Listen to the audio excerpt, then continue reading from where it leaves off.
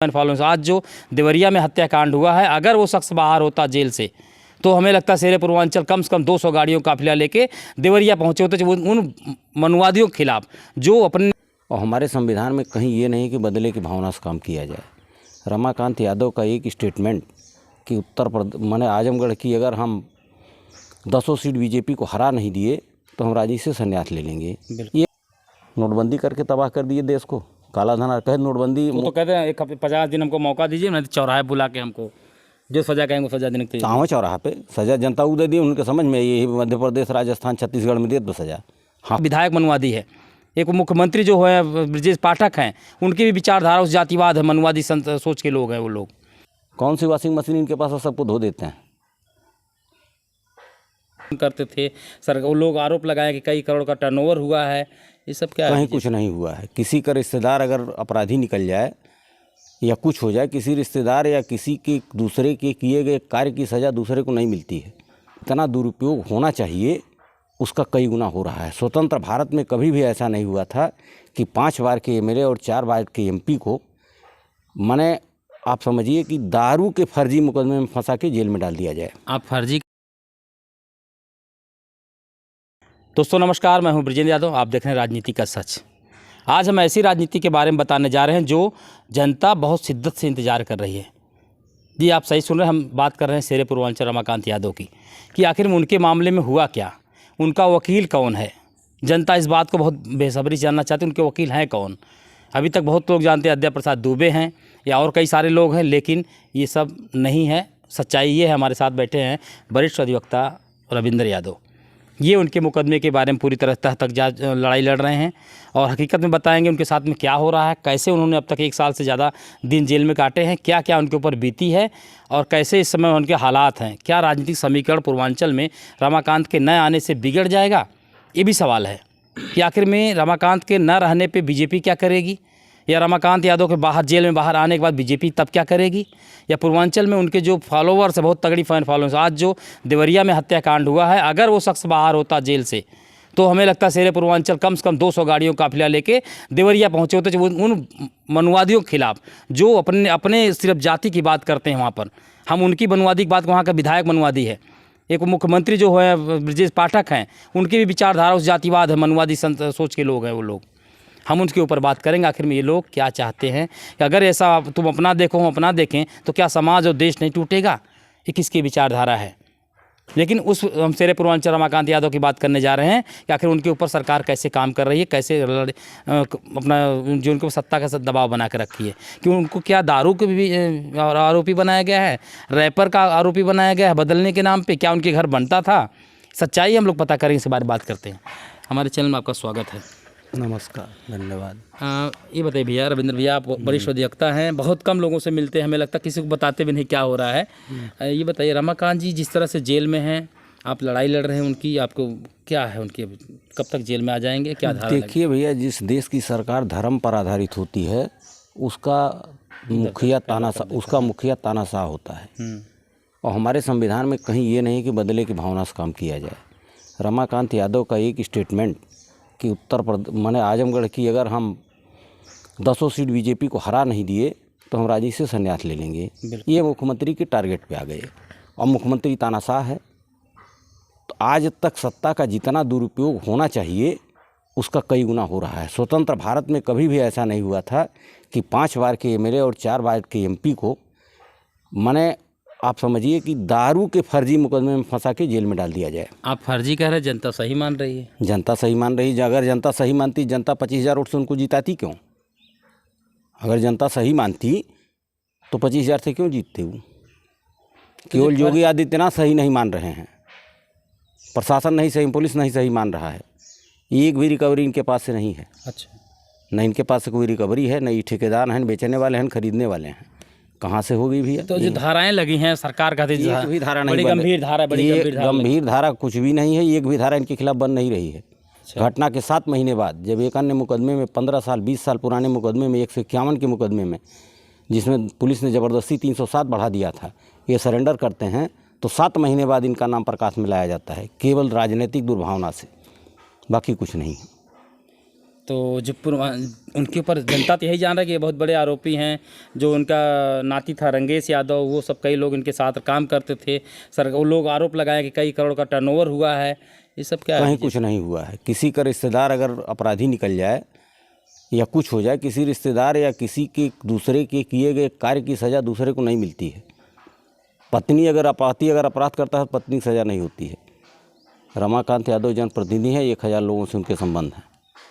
और हमारी बिरादरी यादव बिरादरी ऐसी है कि जो आदमी आगे गया उसके लाखों रिश्तेदार हो जाते हैं। बिल्कुल। ऐसा कोई कुछ नहीं है, न कोई रिश्तेदार है, कोई टर्नओवर है। तो आप कितने साल से वकालत कर रहे हैं? मैं 35 साल से कर रहा हूँ। 35 साल से कर रहे हैं। कितने बड़े बड़े आप तक मुकदमे आपने देखे? चंजीत यादव साथ आप रहे हैं। हाँ, रहा हूँ। क्या ऐसा? तमाम बता तो रहा हूँ कि जालिम सरकार जो है केवल बदले की भावना से स्वतंत्र भारत में पहली बार ऐसा हो रहा है। किसी मुख्यमंत्री ने ऐसा नहीं किया जो बाबा योगी आदित्यनाथ कर रहे हैं। ये सारा का सारा खेल केवल बदले की भावना से किया जा रहा है। आज रमाकांत यादव सरेंडर कर दें, योगी आदित्यनाथ सारे मुकदमे खत्म हो जाएंगे। अभी तो सुन रहे थे बीजेपी में जाने वाले थे शायद। वो हवा है। बीजेपी देखिए, आरएसएस का बहुत फंडा जो है बहुत ही समझिए कि माइंड वॉश करने वाला है। जनता के बीच में एक सगुफा छोड़ दिए। इनके पास हर गांव में 10 आदमी हैं, इनके फैला दिए कि रमाकांत भाजपा में जा रहा है, भाजपा में जा रहा है। काहे जाएंगे भैया? वो आदमी जिंदगी भर मनुवादियों के खिलाफ लड़ा। पूरा संघर्ष उनका बैकवर्ड पिछड़े और दलितों के लिए रहा। काहे चले जाएंगे? जिसमें एक बार जाके तो जीते थे। नहीं, एक बार जाके जो परिस्थिति थी वो जीते थे, तो वो और जब जीते थे तो वो ये भाजपा नहीं थी जो मोदी शाह की है। बिल्कुल बिल्कुल। अटल बिहारी वाजपेयी आडवाणी की भाजपा थी। तो क्या ये लोग नरेंद्र मोदी और अटल बिहारी वाजपेयी और लाल कृष्ण आडवाणी, अमित शाह, ये लोग उनकी आइडियोलॉजी को नहीं मानते? नहीं मान रहे। कहाँ मान रहे हैं? कहीं माने हैं? जो कहीं बता दीजिए जहाँ मानते हों। जो वाजपेयी जी ने कहा कि हम गठबंधन, हम चिमटे की आँख चिमटा से छूना नहीं पसंद करेंगे। जितने भ्रष्टाचारी हैं, जिसको कहते हैं 70,000 करोड़ का भ्रष्टाचारी है, सुबह शपथ ले रहा है इनके साथ। कौन सी वॉशिंग मशीन इनके पास है, सबको धो देते हैं। हमारा तो यही कहना है। बिल्कुल। और यही नहीं, यही समाज में हो रहा है, यही दिखाई दे रहा है। नरेंद्र मोदी चाय बेचते थे, किसी ने नहीं देखा है। सब लोग मान लिए कुछ चाय बेचते थे। केवल मीडिया। अगर आपको किसी देश में राजतंत्र स्थापित करना है तो पहले आप मीडिया कैप्चर करो। मीडिया कैप्चर हो जाएगी। पत्रकारों को तो जेल में डाल चुके हैं। हाँ। जो 14 पत्रकारों का बहिष्कार किए थे, और इसके बाद उसके अगेंस्ट में जो विपक्ष के पत्रकार थे, विशाल शर्मा, पूर्ण प्रसून वाजपेयी और सारे अभी भाषा सिंह, उर्मिलेश जी, कई सारे बड़े पत्रकारों को उठा के जेल में डाल दिए लोग। यही तो लोकतंत्र और दिखा रहे हैं ईडी पे। यहाँ तक हम लोग को चलने के पैसे नहीं होते कहीं। हकीकत तो ये है। यही ना लोकतंत्र की हत्या यही है कि आपकी आवाज़ दबा दी जाएगी। संजय सिंह बोले, संजय सिंह को भेज दिया गया। कहते हैं ईडी, कहते हैं शराब घोटाले में इनके पास पैसा है। 12 घंटे तलाशी होती है, 1 रुपया मिलता नहीं है। पैसा गया कहाँ? तो बीजेपी तो कर 100 करोड़ गोवा में लोग खर्च किया, आम आदमी पार्टी के लोग चुनाव जीते। और इनका हर पार्टी में जो कार्यालय बना है, कहाँ से बना है? 19,000 करोड़ रुपया तो चंदा लिया है इन्होंने। इनके ज़माने में नीरव मोदी, नितिन संदेशरा, ललित मोदी, विजय माल्या सब भाग गए पैसा लेके। किसी को वापस ले आ पाए? एक बात मोदी जी बता दें, केवल मोदी जी ने पहला वादा किया था कि विदेशों में जमा काला धन वापस आएगा। आज तक ही बता दें कितना है। अब नहीं बोलेंगे। नहीं, कितना है यही बता दें। आने वाली बात मत। एक पैसा कभी भी बता दें। शुरू से 9 साढ़े 9 साल की गवर्नमेंट इनकी है। एक बार ही बता दें कितना पैसा है उसमें। कोई एजेंसी इनकी काम की ये जांच करे? पैसा आने की बात तो बात छोड़िए। नोटबंदी करके तबाह कर दिए देश को। काला धन कहे नोटबंदी। वो तो कहते हैं 1 हफ्ते 50 दिन हमको मौका दीजिए, नहीं तो चौराहे बुला के हमको जो सजा कहेंगे सजा देने के लिए। कहाँ चौराहा पे सजा जनता को दे दी। उनके समझ में यही मध्य प्रदेश, राजस्थान, छत्तीसगढ़ में दे दो सजा। हाफत है, बोलती बंद है। अपने कैबिनेट के बड़े बड़े मंत्री, बड़े बड़े मंत्रियों को उतार रहे हैं। टिकट देने, लोग टिकट के लिए मार करते हैं और टिकट देने लड़ने के लिए तैयार नहीं है लोग। ये तो है। तो क्या डर है कोई नया प्लान आरएसएस बीजेपी का ऐसा? डर है। राहुल गांधी की भारत जोड़ो यात्रा ने राहुल गांधी को नेता बना दिया और इनकी मेंबरशिप ख़त्म करके बीजेपी ने उसको नेता बना दिया। खुद ही बना दिया। हाँ, ये बीजेपी ने बना दिया। इसका दांव उल्टा पड़ गया। ये समझे कि मेंबरशिप खत्म हो जाएगी, झोला ले घर चले जाएंगे। तो राहुल को पप्पू बनाए थे यही लोग। हाँ, जो अपने पप्पू, अब तो राहुल ने इन सबको पप्पू बना दिया। भाई यही स्मृति ईरानी कहती थी कि प्रधानमंत्री कार्यालय को हर 100 दिन पे इन्होंने कहा था 100 दिन में महंगाई कम कर देंगे, और प्रतिदिन पेट्रोल का दाम बढ़ा रहे हैं, इनको कम करना चाहिए। आज कहाँ नहीं बोल रही हैं, आज तो बढ़ रहा है। $120 प्रति बैरल जब तेल था, कच्चा तेल, तो मनमोहन सिंह 68 रुपये में देते थे, और आज तेल जो है $68 प्रति बैरल है तो 110 रुपये में बेच रहे हैं। इनको अब आज याद आता है कि तेल की कीमत सरकार के अंडर में नहीं है, उस समय नहीं इनको मालूम था। थोड़ा सा और हम एक बात करेंगे, हम पूर्वांचल के ऊपर बात करेंगे आपसे। आपने बहुत बड़े बड़े मुकदमे लड़े हैं, उनके भाई उमाकांत का भी मुकदमा आप ही लड़े हैं, लड़ भी रहे हैं अभी भी, और रमाकांत जी का भी लड़ रहे हैं। तो रमाकांत जी क्या कब छूट के आ जाएंगे? कहीं नहीं आएंगे। तो सत्य पराजित नहीं होता, परेशान होता है। जितना परेशान करना हो कर लें। आज रमाकांत यादव हर जनता के हर व्यक्ति के दिल में है। रेड़ी वाला, ठेला वाला, फेरी वाला, गरीब, मजदूर सब पूछता है भैया MP साहब कब आएंगे, कब आएंगे। आप बहुत मार्मिक बात बता रहे हैं। आज पूरे देश में, माने पूरे क्षेत्र में विकास काम ठप है। न एक खड़ंजा लग रहा है, न एक सड़क बन रही, नहीं वो गवर्नमेंट ने, माने जैसे इनकी निधि का पैसा रोक दिया, आप लेटर पैड जारी नहीं करने दोगे, बिल्कुल लेटर पैड जारी करने नहीं दोगे, और पैसा रिलीज नहीं करोगे, इसलिए कि इनको बदनाम करिए कि 5 साल की मेंबरशिप में आपका कोई काम नहीं हुआ। लेकिन रमाकांत उस मिट्टी के नहीं बने हैं जो बीजेपी बनाना चाह रही है, नहीं हो ये पाएगा। उनकी भूल है, उनकी भूल है ही। बिल्कुल बीजेपी वाले, बल्कि ये तीर उल्टा पड़ जाएगा बीजेपी के लिए। जितना इनको रोकोगे उतना पानी उबाल आएगा। सच्चाई है, क्योंकि रमाकांत ये वो व्यक्ति हैं, हम लोग बहुत करीब से जानते हैं उनको, बहुत सम्मान करते हैं इस जगह, क्योंकि हम लोग अगर आप पूर्वांचल में आज खड़े होकर सीना तान कर घूमते हैं, पत्रकारिता कर रहे हैं, तो रमाकांत यादव की भी बहुत बड़ी देन है, उसके पहले मुलायम सिंह यादव की देन है। हमारे जितने गॉड फादर रहे लोग, आइकॉन में बड़े बड़े नेता, लालू यादव, मुलायम सिंह, चौधरी चरण सिंह, और JP क्या नाम हो, देवीलाल जी, और जितने मंडल के जितने लोग थे, तो सारे लोग हम उनको आइकॉन मानते हैं। लेकिन संविधान, उसके साथ साथ संविधान को भी मानते हैं। वो सब संवैधानिक व्यक्ति थे ही। वो संविधान के अंतर्गत जो हमको अधिकार मिला था, जिसको दबाया गया था, उसी अधिकार को लेने के लिए लड़े और लिए। अच्छा, महिला आरक्षण बिल आया है, इस समय सरकार ने, योगी ने बात कही, बीजेपी सरकार, केंद्र सरकार ने बिल पास किया 33% देने। केवल झुंझुना है। अभी कह रहे हैं 10 साल बाद, अभी जातिगत जनगणना होगी, इसके बाद कह रहे हैं 2029 में लागू करेंगे, 29 के बाद 31 में। तो रहेंगे क्या मोदी जी? वो तो कह रहे हैं हम 47 साल रहेंगे। जैसे अभी शाह जी कह रहे थे 47 साल, 2047 तक कोई हमको हरा नहीं पाएगा। अभी तबीयत खराब हो गई थी बीच में उनकी, हो जाएगी। देखिए ऐसा है कि ये सरकार हमारी जो है ना, शुद्ध तानाशाही चल रही है। सारी संवैधानिक संस्थाओं पर कब्जा कर लिया, चाहे ED हो, CBI हो। और इतना दुरुपयोग स्वतंत्र भारत के इतिहास में कभी नहीं होता था, लेकिन इतना नहीं होता था जितना हो रहा है। किया है लोगों ने, हम ये नहीं कहेंगे कि कांग्रेस ने नहीं किया है, लेकिन आज तक हिंदुस्तान में जो कुछ हुआ है कांग्रेस का है। एक काम कोई नहीं बता सकता जिसका शिलान्यास और उद्घाटन मोदी जी दोनों किए हों। एक IIT कॉलेज, एक इंजीनियरिंग कॉलेज बता दें, एक यूनिवर्सिटी बता दें जिसका 9 साल में ही उद्घाटन किए, शिलान्यास किए, उद्घाटन भी कर दिए। सुहेलदेव यूनिवर्सिटी खुल रही है आपके आजमगढ़ में, एक ईंटा धरा नहीं है वहाँ। और इतना झूठा आदमी, एडमिशन चालू है, एडमिशन चालू है, ईंटा नहीं धरा है, बिल्डिंग नहीं है, कहाँ एडमिशन चालू हुई है। ये तो इतना झूठ बोलते हैं कि दावोस सम्मेलन में कहे कि 600 करोड़ लोगों ने हिंदुस्तान में एक ऐसी पार्टी को सरकार दिया, 31 साल बाद वो बहुमत दिया जो सरकार बनाई, और यहाँ की जनसंख्या 130 करोड़। ये तो हंसी के पात्र बन जाते हैं। बोल कितना झूठा आदमी है, झूठ। कहे रानी दुर्गावती स्टेशन से वंदे मातरम ट्रेन चल रही है, और रानी दुर्गावती स्टेशन नाम का कोई स्टेशन पूरे विश्व में नहीं है। कहाँ स्टेशन है भैया? तो इनको तो बीजेपी के जो आइडियोलॉजी वाले, जो सावरकर, वीर सावरकर और कई सारे उनके महापुरुष, उनकी याद है, उनको बारे में जानते हैं, जैसे दुर्गावती पर नहीं जानेंगे। जैसे गोलवरकर ने कहा था कि अगर राजतंत्र स्थापित करना है और लोकतंत्र समाप्त करना है, तो जनता को इतना अशिक्षित और गरीब बना दो कि 95% जनता अपने भरपेट भोजन को ही अपना विकास समझे। वही हो रहा है। यही, इसी पर ये काम कर रहे हैं। उसे कर नहीं पाएंगे, लेकिन प्रयास इनका यही है। अच्छा, सरकार बीजेपी से, आप लोग सब लोग कहते बाहर से, अंदर से आप काम कर रहे हैं, जुडिशरी कितना बीजेपी केंद्र सरकार से आहत है? बहुत आहत। आप लोग भी मुँह से नहीं कहा जा सकता। अच्छा, वो कहा नहीं जा सकता। अभी धरना चला, पुलिस वकीलों को पिटवाया गया जबरदस्त पुलिसों से, बताइए। एक वर्दी वाला होमगार्ड तक मारा है वकीलों को, और मुख्यमंत्री SP का ट्रांसफ़र करने में 1 महीना लगा दिया। इतना चाहता उनका। हाँ, इतना चाहता कि 1 महीना लग गया और पूरे 29 दिन बार काउंसिल 19 दिन बार काउंसिल हड़ताल पे रही। तो कैसे ये सब न्याय हो पाए, कैसे लड़ाई लड़, जनता की न्याय की लड़ाई आप ही लोग तो लड़ते हैं, कार्यपालिका पर। अच्छा ये बताइए, हम लड़ा अपनी दुकान बंद करके 1 महीना हम बैठे रहे, मामूली लड़ाई लड़े हैं?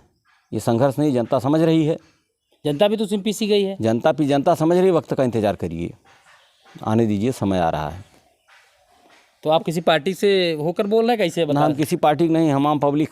अच्छा, हाँ, हम भी उसी मर्ज के मरीज हैं, उसी के भुक्तभोगी हैं। ना जनता खड़ी है जहाँ जनता खड़ी, हम भी आम जनता के साथ हैं। भैया हम लोग वकील हैं, कचहरी में आता है आदमी, कहता भैया 100 रुपया भाड़ा लग गया। बिल्कुल। अगर वो 50 रुपया हमको देगा तो 100 भाड़ा और चाहिए, कितना ओकरे बढ़बे किया, कोई उसके पास पैसा रहेगा तब ना हमको देगा। और पब्लिक में किसी के पास पैसा नहीं। मनमोहन सिंह ने कहा था कि अरे राष्ट्र मजबूत तब होगा जब हर व्यक्ति के हाथ में पैसा हो। बिल्कुल। आज किसी के पास पैसा नहीं है, पैसा चंद पूंजीपतियों के हाथ में है केवल। तो ये तो अच्छा एक बात है, बीजेपी इस बात को नहीं मान पा रही है कि सरकार, लेकिन वो बड़े बड़े विकास काम कर रही है। बुलेट ट्रेन का सपना देखी, कई सारे स्टेशन बड़े बड़े बना रहे हैं। योगी जी उद्योग गलियारा बने आ रहे हैं। अच्छा एक बात आपकी याद आ गई, पूर्वांचल में यहाँ पर जो एक्सप्रेस के बगल में आपका घर है, आपकी ज़मीन भी जा रही है। हाँ, जा रही है। तो कैसे उसको देख रहे हैं आप? दे देंगे सरकार को, विकास हो जाएगा आप लोग का? विकास तो नहीं होगा। क्या नहीं होगा? पैसा मिलेगा विकास, आपने तो कहा पैसा मिलेगा विकास होगा। पैसा कहाँ से मिलेगा? पैसा रहना, ये हम नहीं कह रहे पैसा मिलेगा, हम कह रहे हैं पब्लिक के पास पैसा होना चाहिए। 1 लाख रुपये बिस्सा ज़मीन ले रहे हैं, 8 लाख रुपये बेचेंगे। 1 लाख रुपया बिस्सा हमको 1 बीघा के 20 लाख रुपये दे देंगे, तो हमारी ज़मीन तो ले लिए। 20 लाख रुपये हम कहाँ उद्योग लगाएंगे, कहाँ ज़मीन खरीदेंगे सारे। और ये उद्योग लगाने की व्यवस्था इनकी जो है पूंजीपतियों की है। बिल्कुल। गवर्नमेंट लगावे तो हम गवर्नमेंट में नौकरी गाँव वालों को दे दे, उद्योग लगाने का पैसा दे, सब्सिडी दे, भैया तुम लोग उद्योग लगाओ। हाँ। ये भी नहीं कर, सब्सिडी के नाम पर खाद की सब्सिडी बंद कर दिया, गैस की बंद कर दिया, सारी सब्सिडी इन्होंने बंद कर दिया। पैसा सारी सब्सिडी तो इन्होंने बंद कर दिया। तो फिर देखिए, कोरोना काल में पूरे देश की अर्थव्यवस्था चरमरा गई। केवल कृषि विकास दर 6% रही, तो पूंजीपतियों की निगाह इस पर आई कि कृषि में बहुत फ़ायदा है। इसलिए अब इस गवर्नमेंट, ये चूँकि पूंजीपतियों के सहारे गवर्नमेंट चल रही है, मोदी जी अडानी नौकर हैं, इनके सहारे चल रही है, तो पूंजीपतियों का ये टारगेट है कि पहले किसानों की ज़मीन हथियाओ, ब्रेक लगाओ। हाँ, ब्रेक। गुजरात मॉडल क्या है, कहते हैं गुजरात मॉडल। गुजरात में यहाँ से जितने लोग कमाने गए हैं 15,000 रुपये नौकरी कर रहे हैं। बिल्कुल। हमारे यहाँ सफाई कर्मी 35,000 पाता है। ये मायावती की देन है। हाँ, क्या आप हमको 15,000 पर ले खटाना चाह रहे हैं? पूरे देश के 45% विकलांग गुजरात में रहते हैं। जितने पूरे देश में विकलांग, उसके 45% खाली गुजरात में है। यही है गुजरात मॉडल। और यही सवाल जब राहुल गांधी ने उठाया तो अमित शाह ने कहा कि हिंदू है ये नहीं। अच्छा, राहुल गांधी हिंदू ना हिंदू मान रहे हैं, ना मुसलमान देके गाली देते हैं। प्रियंका गांधी को भी नहीं मानते। क्या है वो लोग का इतिहास आपको पता हो? संजीत जी का आप जानकार हैं। तो वो भारत के माने वो समझिए कि भारत के नागरिक हैं। और भारत ऐसा देश है, हिंदू मुस्लिम सिख ईसाई सब एक हैं। यहाँ न हिंदू है, न मुस्लिम है, न सिख है, न ईसाई है। वो लोग वो राष्ट्रीय हैं, न तो भारत न हिंदू है, न मुसलमान है, न सिख है, ईसाई हैं। हिंदू क्या है? हिंदू तो एक रिलीजियस थी, है, आज भी है। लेकिन अभी आप मुस्लिम में पैदा होंगे तो मुसलमान पैदा होंगे, ईसाई में पैदा होंगे तो ईसाई पैदा होंगे, सिख में पैदा होंगे सिख पैदा होंगे। लेकिन हिंदू में पैदा होंगे तो चमार बाबा अहिर मियाँ पैदा होंगे। अब हिंदू नहीं पैदा होंगे। हिंदू नहीं, बस सही बात है, जातियों से भरा है। हाँ, तो पहले तो आप सबको हिंदू बनाइए, पहले चमार को हिंदू बनाइए, इसके बाद हिंदू के बारे में सोचिए कि हिंदू है क्या। आप तो खुद ही स्थिर नहीं हिंदू हैं कि अहिर हैं। बीच में एक मोदी जी का बयान भी था एक तो इसी हिंदू के ऊपर, बोले हिंदी कोई नहीं, हिंदू एक संस्कृति है, बस ऐसे ही, बहुत बड़ा मतलब नहीं उसको बोले। मोदी क्या कह रहे हैं, दिमागी रूप से उनका संतुलन खराब है, वो कुछ कह सकते हैं। उनके बारे में कमेंट करने बेकार है, वो कुछ कह सकते हैं। बिल्कुल बिल्कुल। ऐसे रमाकांत जी के बारे में जो धाराएं लगी, कौन कौन सी धाराएं लगी हैं, कब तक उनका मतलब से जो चल रहा है डेली उनकी? रमाकांत के खिलाफ लगी तो बहुत धाराएं हैं, लेकिन बन को नहीं रही हैं। बने को नहीं। हाँ, जैसे जितने जो धाराएं लगी हैं, उसके जो मूलभूत सिद्धांत हैं, जो करने पर धारा लगती है वो कोई करने वाले नहीं हैं। मतलब पुलिस कहीं खड़ी नजर नहीं आ पुलिस कहीं नहीं खड़ी नज़र नहीं आ रही है। और पुलिस ने अनुराग आर्य यहाँ कप्तान कहते बड़ा ईमानदार है, बहुत सही से काम किया है, तो इसका मतलब सबसे भ्रष्ट ये तो ईमानदार अधिकारी हैं मिले, एक अनिल सिंह इंस्पेक्टर और एक अनुराग आर्य, इतना भ्रष्ट कोई है ही नहीं।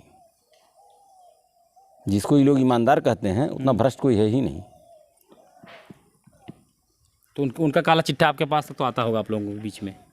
अरे सब उन्हीं काला चिट्ठा है ना, तभी तो आप लोग लड़ रहे हैं। जैसे उन्हीं का ही काला चिट्ठा है ना कि जो व्यक्ति 5 बार का एमएलए रहा हो, 4 बार का एमपी रहा हो, उसके ऊपर आरोप लगाया जा रहा है दारू बेच रहे थे। उन्होंने बताया ईवीएम के मशीन और जिस समय की ये घटना है उस समय ये आदमी 25,000 वोटों से विधानसभा चुनाव जीत रहा है। अगर ये गलत रहे तो पब्लिक वोट देती। रमाकांत यादव मिट्टी के जुड़े नेता हैं, बिल्कुल जमीन के जुड़े। आप मिट्टी ले जाकर बता दीजिए, कह दें किस गाँव की है। हमारे चैनल जुड़ने के लिए बहुत बहुत धन्यवाद। ये थे रविंद्र यादव, हाईकोर्ट एडवोकेट हैं पूर्वांचल हाईकोर्ट ने आजमगढ़ के बढ़िया अधिवक्ता हैं और अपनी लड़ाई बहुत बेबाकी से लड़ते, बहुत ईमानदारी से लड़ते हैं और जनता के बीच रहने वाले वकील हैं। ऐसे कोई नहीं कि इधर उधर की बात करते हैं ये। तब तक के लिए नमस्कार। ब्रजेंद्र यादव, आजमगढ़।